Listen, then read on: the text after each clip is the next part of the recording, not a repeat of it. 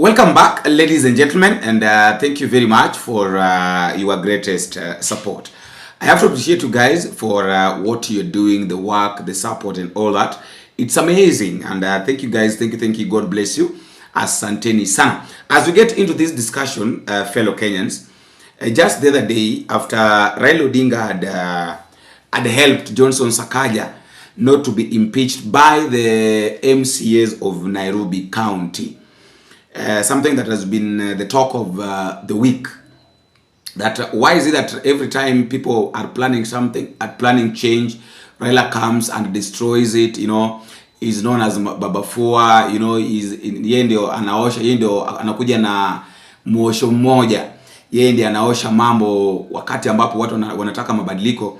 He's against change, in short. That is what people were saying, that Raila Odinga is normally, has always been against change. Now, and then the sister, that is Ruth Odinga, really condemned such an activity or such an act which was done by a brother, that is Raila Odinga. This happened during the time that they were receiving awards as best performing leaders of our country, whereby Babu Wino was given a certificate as the best member of parliament, and then Didibas Baraza was there, Ruth Odinga was there as the best women rep. Most of them were there. And listen to what Ruth said. The issue of devolution. And one of the main tenets of devolution is that the MCAs are oversighters of the county governments. And therefore, the actual fact that the MCAs of Nairobi came out to oversight and say that they had no confidence in the governor of Nairobi should have been recognized, and nothing should have been done. They should have been allowed to go through with that petition. And I tell the Nairobi MCAs that they should have continued with their process, so that if in case they feel wronged, let them impeach him, let him go to Senate. Let Senate then say that whether he's right or not. But to stop the process when there was already grievances. I am from Kenya, I'm not from Nairobi. I am somebody who is actually a believer in devolution and oversight. And therefore, for me, I feel disappointed in what the Nairobi MCAs have done. They should have gone through the process. They should have ensured that we actually uphold the devolution, the tenet of devolution that states that the MCAs are the actual oversighters of the governor. So for me, I'm very clear and categorical that the MCAs of Nairobi have let down the people of Nairobi. Okay. Now, immediately after that, I don't know whether we should call this the battle of a family or what, because Oburu, we know very well that Oburu is normally, I don't know, but ni kama huyu mzee, I don't know what to say. But here is the better part of it, the interesting part of it. Oburu confronted the sister that my dear sister Ruth, I must admit I was saddened by your recent public criticism on our brother Raila. If you ever have something important to tell him, you know very well that you have his number, and you can always go to his home directly. That is the most respectful way to raise such matters. I believe Raila's intervention in the Nairobi County issue was not out of carelessness or ignorance. It was guided by wisdom and by concern for the bigger picture. Sometimes leadership is not just about the strict practice of democracy, but about ensuring peace, stability, and continuity. An impeachment in a county as vital as Nairobi could easily disrupt operations and plunge the city into unnecessary chaos. When Raila spoke with the MCAs, he did not dictate to them. Rather, he urged them to think carefully about the consequences of their decision. They still have their constitutional rights to impeach if they so wish, but they must also be ready to shoulder the results of that path. In the end, dialogue and wisdom are the best ways to resolve issues, not confrontation. So I have 3 things to talk about here. Number 1, Oburu Odinga is telling Ruth that she's very free and she knows where Raila Odinga lives, or she is normally welcomed in Raila Odinga's home. She can go and correct Raila Odinga at home, or maybe she can have a phone call with Raila Odinga directly without any problem. And that correcting Raila Odinga publicly is not necessary. I have a question to Oburu Odinga. I have a question on this. So when it comes to Ruth correcting Raila, in fact, I don't even remember Ruth mentioning any name. Ruth did not mention Raila Odinga's name. So I don't know why these people are mad. So if it's all about, in fact, she didn't mention, but now Oburu Odinga is mentioning Raila Odinga, is mentioning Ruth Odinga's name. So according to Oburu, he is right to correct Ruth publicly. But Ruth is not in a position to correct Raila Odinga publicly. Simply because, being that your family doesn't mean, your family, but you are in the public domain. You are leaders, you are family, your brothers and sisters. But remember, you are in public domain and everybody would like to know what you think concerning the kind of leadership. Oburu Odinga had taken his path a long time ago. And I've seen a lot of people saying that, oh, Mara Ruth is nothing without Raila Odinga. That's the same way they normally say that Babu Winu is nothing without Raila Odinga. That is what they normally say, that anybody who is not with Raila Odinga is nothing without Raila Odinga. That is a song that has always been sung, that, oh, you are nothing without blah blah, Mara tararara. A lot of issues have been there, up and apale, people talking, people speaking, say their ideas, giving out their mindset, but that should not be an issue. The issue here is, why is it that Oburu Odinga wants Ruth Odinga to call Raila direct? But then but now he is coming to correct Ruth Odinga publicly. Yeah? Not everybody wants to do what you expect or what you think. That is what I believe. That not everybody wants to follow your path. Some people are there to do what they think is right. And according to me, I think that what Ruth did, or what Ruth did is right. He didn't mention Raila Odinga's name. She just said that what happened. In fact, she said she was criticizing the MCAs that you really failed. You are supposed to continue the impeachment. You have failed as leaders of Nairobi County.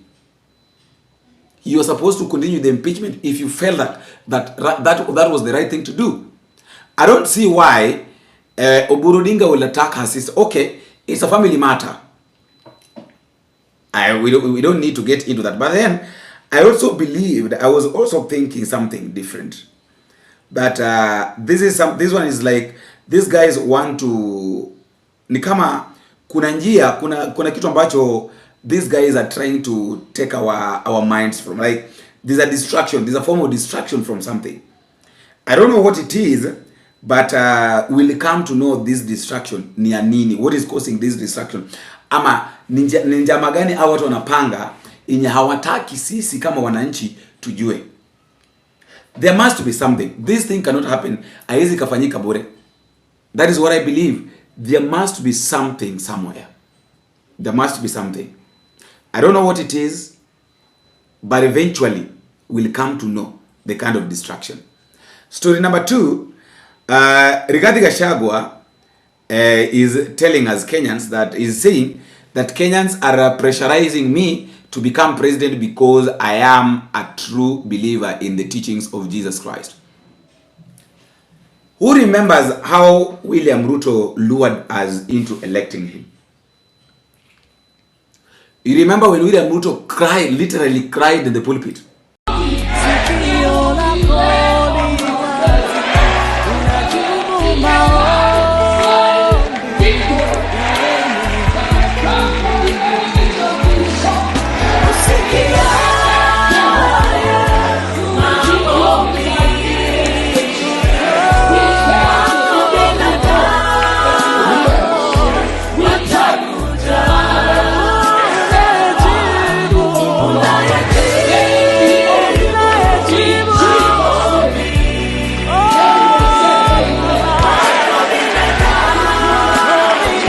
ukiambiwa na waganga na wachawi ati mtu fulani atakuwa kwa debe na mtu fulani hatakuwa kwa debe, ujue mahali Kenya imefika.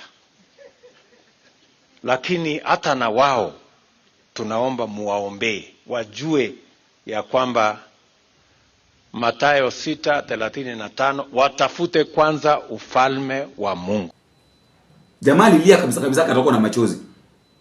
The same Rigathi Gachagua was saying that William Ruto alidanganya watu na Biblia. Naendelea kuongea na watu, viongozi, wafanyi biashara wetu, tunaongea na wanapenda na wanaeleza vile tumesikizana.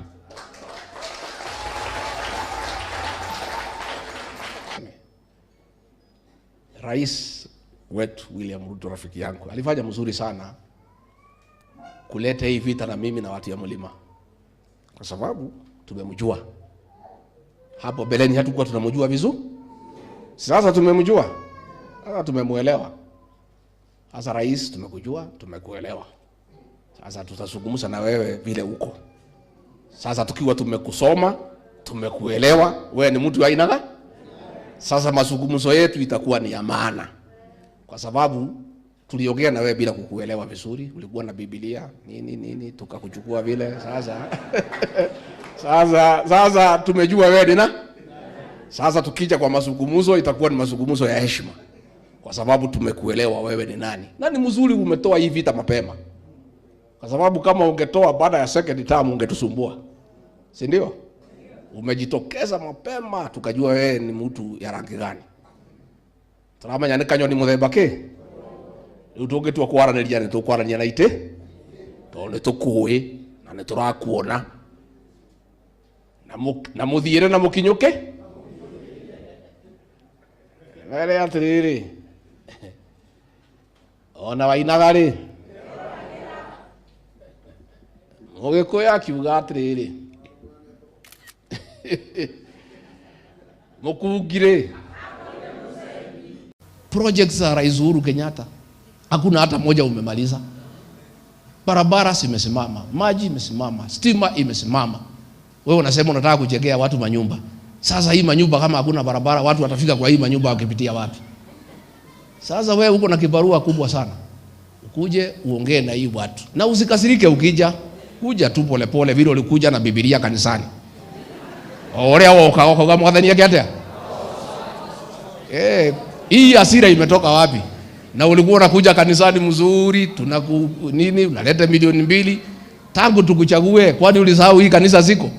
Kuja na usikuje na hasira. Ukuje uongee na hii watu pole pole, uambie walikukosea wapi. Wewe umeenda pale Baringo umenunua mbuzi ya kwenda Christmas zaidi ya milioni 60. Saa ile mnanunua mambuzi pale Nairobi, unabomolea watu wakati ya Christmas. Watu maskini unabomolea hawa pale Nyamavila, hawana kitu ya kukula Christmas, watakaa nje, wewe unanunua mambuzi ya kwenda Christmas. Na hii ni watu walikupenda, walikuchagua. Hiyo ndio maneno utakuja kungangana nayo hapa. Mimi pale nimwambia rais, hii maneno ya universities ilikuwa naendelea mzuri, watoto wanasoma kupitia HELB. Hii umelete ni ya kutatiza watoto wetu. It's too expensive. Anasema wachana na hiyo maneno, wacha tufanye vile tunataka. Mambo hii ya NHIF ilikuwa naenda mzuri, nalipa 500 kwa whole family. Ikaletwa ingine, namwambia rais hii watu wataki. Anasema wacha tujengee watu manyumba, namwambia hapana, watu watajengea manyumba yao. Wajengee barabara na waletee maji na stima. I'm not against Rigathi Gachagua pursuing his dream of becoming the president. But now my problem is this direction. You know, this is the direction yenye huwa wanachukua. Alafu wakishachukua this kind of direction, baadaye wanakuja wanabadilika. This direction was taken with William Ruto. By William Ruto actually. Akabeba Biblia, akafanya 1 2 3, watu wakaingia kwa mtego. Baada ya kuingia kwa mtego ilikuwa vigumu sana watu kujiondoa kwa huo mtego. Right now is the same thing that Rigathi Gachagua is saying. That Kenyans, I don't know whether you want Rigathi Gachagua to become president because you feel like he's a believer of Jesus Christ. How many people are believers of Jesus? How many people are believers of teachings of Jesus Christ? And in this country, let me just ask, in this country, do we really want someone who believes in the teachings of Jesus Christ, or we want somebody who can deliver? You know, there are two things here. There is somebody who believes in the teachings of Jesus Christ, and there is somebody who believes in delivering and serving Kenyans. Those are two different things. So I don't know what Gachagua is saying, and I don't know why he's saying such kind of things, that sisi tunataka awe kiongozi kwa sababu yeye ni mcha Mungu na yeye anaamini sana maneno, anaamini sana mafunzo ya Yesu Kristo. So interesting. If it starts this way, then everybody is going to take his own path. Believe you me, people are going to take their own paths here. If this is where we are heading now, that everybody is coming and giving excuses, that, oh, I'm this because this, I want this because this, then we are losing it. It's high time these leaders just realize that what Kenyans want, Wakenya wanataka uongozi bora. That is it. We need change. Tunataka tu uongozi bora ambao utaleta mabadiliko. We don't want a lot of things that, oh, because of this I can do this, because of this I'm this. No. It is a high time things change. It is a high time the way people think, or the way people believe, change. Let it be different. That is what I can say.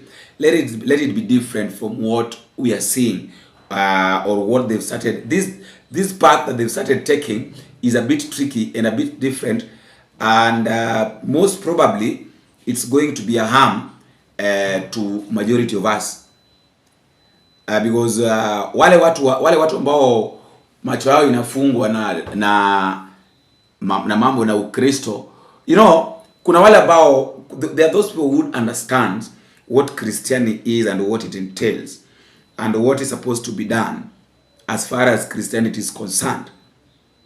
But then there are those who follow just because kuna hiyo kelele ya oh mara rara, such kind of things. So I don't know your stand, I don't know where you are, I don't know what you believe in, or maybe you still believe that we want to elect Rigathi Gachagua simply because he is a believer in the teachings of Jesus Christ, or simply because the wife is a pastor. I don't know. Even William Ruto is an evangelist, was an evangelist, and the pastor, the wife, was an intercessor, is an intercessor, and still prays. But look at us.